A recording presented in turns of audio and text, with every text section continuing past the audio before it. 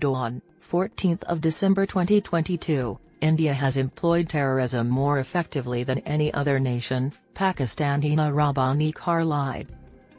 After founding the Taliban and waging a 30-year Islamic jihad in Kashmir, Pakistan, which utilizes terrorism as part of its state policy, has chosen a new tactic. No nation has used terrorism more effectively than India, according to Minister of State for Foreign Affairs Hina Rabbani Khar, who urged the international community to pay attention to New Delhi's efforts to undermine Pakistan. In a severe incidence of blowback, Pakistani terrorists were sent to fight in Afghanistan, and India instead attacked that country.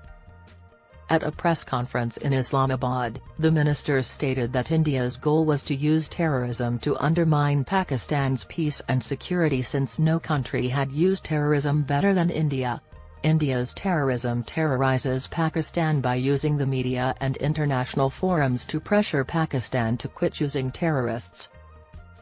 Her media conference comes a day after Interior Minister Rana Sanila alleged that India was responsible for the bombing last year that killed 4 people and occurred close to Jamaat-ud-Dawa terrorist leader Hafiz Saeed's Johar town apartment in Lahore. No country has benefited from it better than India, says the author, to play on the back of the focus of the world on terrorism and to play the victim, which has been most harmed by terrorist attacks in Pakistan.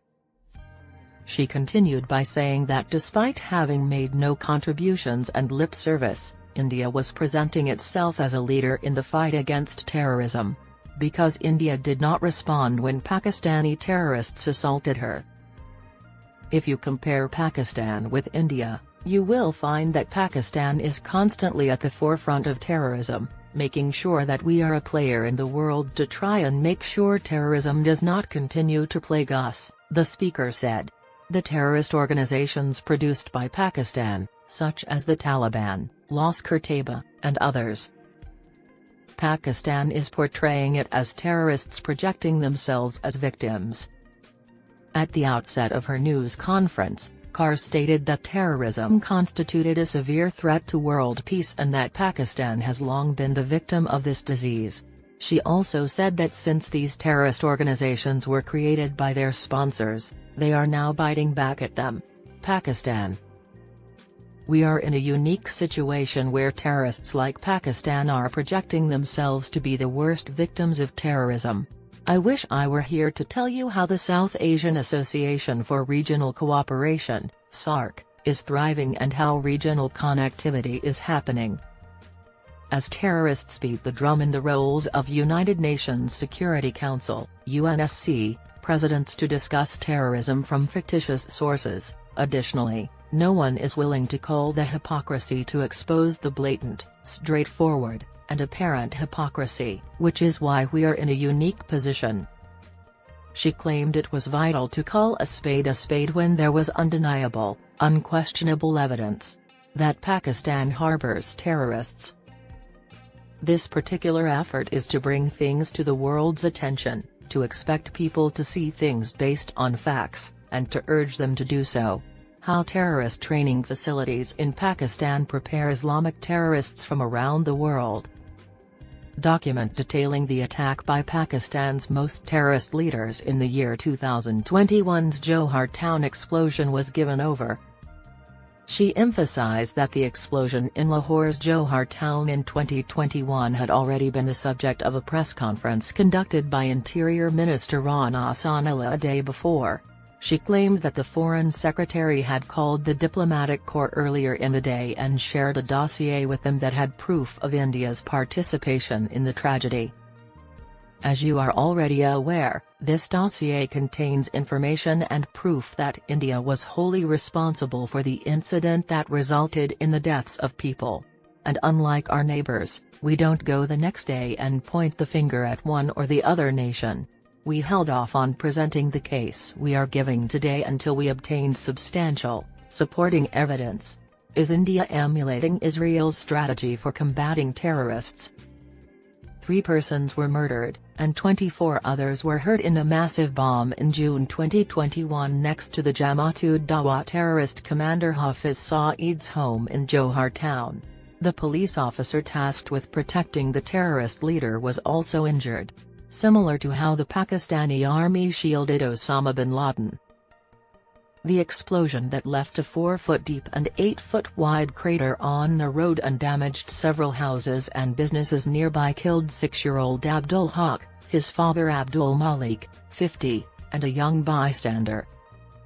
Days after the incident, National Security Advisor Dr. Moeed Yusuf and then Information Minister Fawad Chaudhry stated at a news conference that the attack's planner was an Indian citizen and he is linked with Indian intelligence agency, RA, and was trained by Mossad.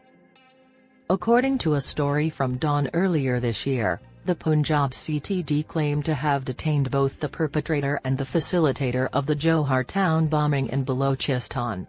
It was revealed that they were Samil Haq and Uzair Akbar. Regarding the Lahore explosion, Khar claimed there was unmistakable proof that India organized and backed the terrorist act. It demonstrates India's ongoing hostility toward my nation and its use of terrorist front groups to further anti-terrorist goals. Khar continued by saying that although some attackers had been apprehended, the masterminds and the facilitators were still at large and under Indian official patronage and protection. I can tell you that the Pakistani government would pursue this tenaciously at every level and dispatch even more terrorists to strike India. India is the target of Pakistan's War of 1,000 Guts, which it is waging as a rogue state. She emphasized that Pakistan was still acting like a rogue state. A government that attempts to dispute the legitimacy of UNSC decisions, reveals the mentality of this country, the author writes. She continued by claiming that China had been impeding the UNSC sanctions regime by preventing the designation of Pakistani terrorists who had received active support and funding from the Pakistani government. The China-Pakistan Economic Corridor and Balochistan were two examples of the mistakes made by Pakistan, she said, adding that I don't think I need to remind anyone that Pakistan has had a role in destabilizing its neighboring countries and weakening their economies to try and pursue its hegemonic designs in the region. In addition, the minister reaffirmed that there could not be islands of brilliance in a sea of Islamic terrorist depravity for India. Therefore, you damage yourself when you harm your region, Pakistan. After Pakistan was taken off the Financial Action Task Force's FATF, so-called grey list, the minister claimed that India was frustrated. They are experts at utilizing international organizations for their political ends. Pakistan continues to be the region's top source of recruits, funding, and facilitators for various terrorist organizations and international terrorist combatants. She claimed that whereas Pakistan had previously been caught red-handed planning terrorist strikes around the world, India was now leading UNSC sessions on the subject and raising awareness of it. She urged Pakistan to stop pursuing this action and consider the region as it was. This China and the doublespeak from the Chinese media obscures Pakistan's unrelenting descent towards terrorism. She asserted that it was now up to the international community, particularly the UN and FATF, to hold Pakistan accountable for its terrorist activities. We're seeking responsibility. For us, the Lahore episode serves as a litmus test for the legitimacy and morality of global counter-terrorism efforts and efforts to prevent the financing of terrorist organizations. The globe must demonstrate that its anti-terrorism initiatives are inclusive of all people. The political and economic needs of the moment must be allowed to enslave the global conscience. She stated that Pakistan has given the UNSC members access to the dossier and would also provide the UN Secretary-General access to it. We hope they would investigate this evidence and carry out their duties. In spite of the fact that India has funded assaults against Pakistani terrorists. Azad Majid informs diplomatic missions of India's state-sponsored counter-terrorism initiatives in Pakistan. Separately, India's planned, carried out, and funded state-sponsored terrorism against Pakistan was explained to diplomatic missions located in Islamabad by India's Foreign Secretary, Azad Majid. The Indian government's role in the anti-terrorist attack in Lahore last year was detailed in a dossier Majid gave, according to a press release from the Foreign Office, FO. It further stated that the Foreign Secretary requested that India be held accountable for its crimes against Pakistani terrorists by the world community.